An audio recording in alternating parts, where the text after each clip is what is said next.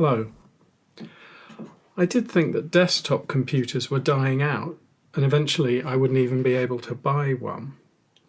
Then I did my research on drafting, and I discovered there's been a recent increase in sales. People wanting to work from home, perhaps, and hoping the money they spend will buy them a more fixable piece of tech and a longer built-in obsolescence. If you're going for sustainable ergonomics, if you love your spine, a desktop PC or Mac with a screen raised to something like eye level is necessary. Well, the alternative is a separate keyboard from your laptop and your laptop raised on a bespoke little scaffold to eye level. I find that a bit embarrassing. Here, though, in front of the desktop, is where you're likely to be spending the first and the second and the third of your 10,000 hours, so you might as well make it sustainable. A desktop PC, available whenever you need it, in a dedicated workroom, is the biggest signifier that you can afford to prioritize your writing. It is the ultimate privilege. As typewriters used to do, desktop PCs mean, I'm a proper writer, look at me writing properly.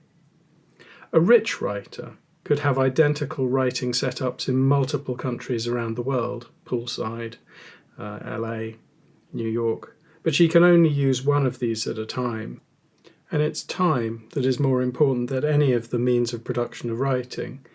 If you have the choice of putting money into the means or the ends, go for the ends. Take the time over the tech.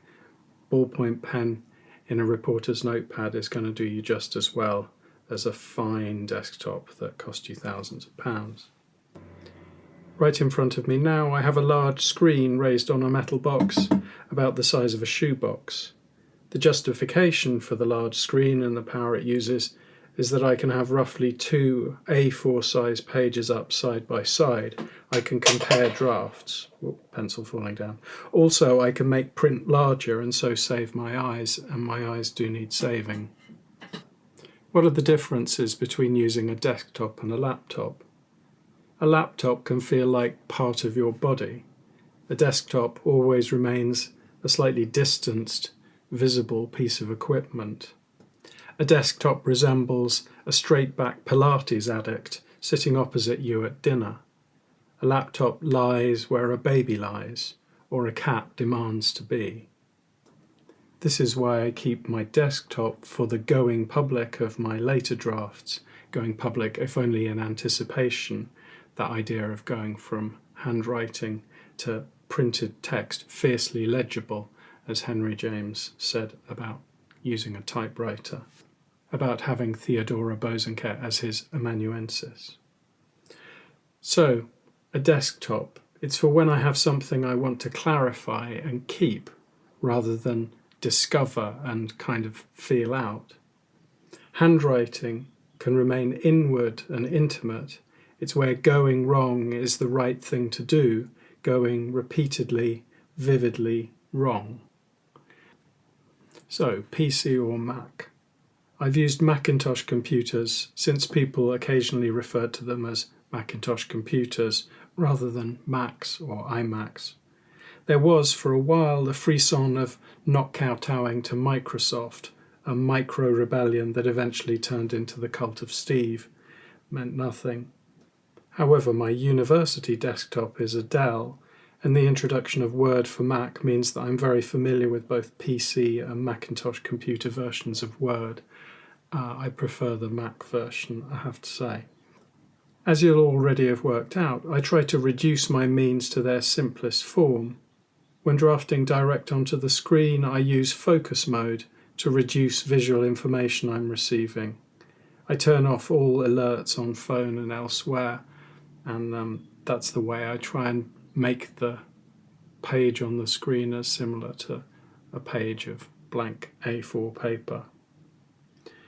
Recently, Copilot, goddammit, Microsoft's built-in top-down imposition of AI began to appear as an icon within documents on my work computer, and then on my home computer too. I immediately switched to using Scrivener until I could find a way of getting rid of this intrusion. How can I help? After an hour of searching in Rage chat threads, I discovered I could downgrade the version of Office at home and I could pay less. But I was threatened with various other stuff not working over the coming year. Around halfway through this day, I realised that I already had my solution to this unwanted presence of Copilot in my workplace. I could do more on the paper page. Until AI is incorporated into fountain pens or the lenses of my glasses, it's avoidable on the physical surface of wood pulp. So there may be a limited amount of time in which a desktop computer put into focus mode is going to be an uninterrupted, un-AI space, but for the moment, for these months, it is anyway. Let me know your thoughts. Do you have a favourite desktop computer that you've ever had? Was it a word processor all the way back in Amstrad days, or was it something much more recent? Have you found some solutions or workarounds that I haven't thought of? Please let me know in the comments. It's always great to hear what your thoughts are. Maybe I need to take a completely different approach to something. Just let me know. And like, share and subscribe, and I very much hope to see you soon.